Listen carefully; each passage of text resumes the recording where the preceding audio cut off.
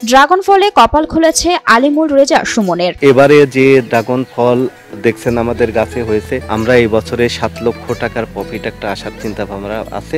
7 লক্ষ টাকা মতো আসবে। এতে বছরে আয় করবেন প্রায় 7 লাখ টাকা। সারি সারি এসব ড্রাগন ফল দেখতেও যেমন সুন্দর, খেতেও বেশ স্বাদের। ড্রাগনের ফল ধরে এই ফুল আসে, ফুল ধরার পরে ফল হয়, যখন ফল হয় সেখানে দেখতে হেবি সুন্দর লাগে, সব লাল হয়ে যায়। কুষ্টিয়ার মিরপুর উপজেলার খাড়ারা গ্রামের কৃষি উদ্যোক্তা আলিমুল রেজা সুমন 2022 সালে কৃষি বিভাগের সহায়তায় 20 শতক জমিতে ড্রাগন ফলের চাষ শুরু করেন। এ চাষে সফলতা পাওয়ায় বর্তমানে 3 বিঘা জমিতে ড্রাগন ফলের চাষ করেছেন। প্রথম বছরে 3 লাখ টাকা খরচ করে 6 লাখ টাকা ড্রাগন বিক্রি করেন এই উদ্যোক্তা। প্রথম বছর মনে করেন যে আমরা এই 3 বিঘা জমি থেকে 6 লক্ষ টাকার ড্রাগন বিক্রি করি। শুরু থেকেই লাভের ভাগ পেয়েছেন সুমন। বছর পেরোতে বেড়েছে লাভের পরিমাণও। আমাদের যে টাকা খরচ হয়েছে প্রথম অবস্থায় বাগান করতে, সেই টাকা উঠে গেছে প্রথম বছরেই আমাদের উঠে গেছে। এবছরে আমরা যে এটা করছি, এটা আমাদের সম্পূর্ণটাই প্রফিট হবে আমরা মনে করি। বাজারে পাওয়া অন্যান্য ফলের সাথে টেক্কা দিচ্ছে সুমনের ড্রাগন ফল। ক্রেতাদের চাহিদার শীর্ষেও থাকে এ ফল। যেমন আপেল, কমলা, ঠিক আছে, বেদানা,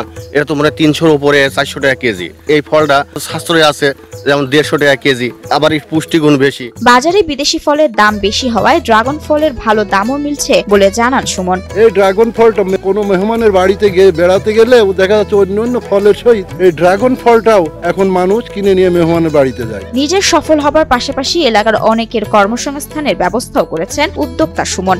আমরা এই ড্রাগন বাগানে কাজ করি, আমরা এই বাগান দেখাশোনা করি, মনে করেন যে ঝুরঝুরটা হলে বা সাপটাপ করে দিই। আমরা 3 জন এই বাগানে পরিচর্যা কাজ কাম সবই করছি। মানে কখন কি সার লাগবে, কখন কি লাগবে কি না লাগবে, এটা আমরা দেখাশোনা করি। কখন ফুল আসবে, কখন ফুলের গাছও মিশ্রণ করতে হবে বা কখন ফল কাটতে হবে।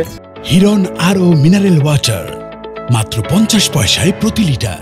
এদিকে ড্রাগন ফল চাষে কারিগরি সহায়তা সহ সব ধরনের সহযোগিতা দিয়ে যাচ্ছেন কৃষি বিভাগের মাঠ পর্যায়ের কর্মকর্তা কর্মচারীরা। উচ্চমূল্যের এই ফলের চাষ ছড়িয়ে দিতে উদ্যোক্তাদের সব ধরনের সহায়তা দেওয়া হচ্ছে বলে জানান স্থানীয় কৃষি বিভাগের কর্মকর্তারা।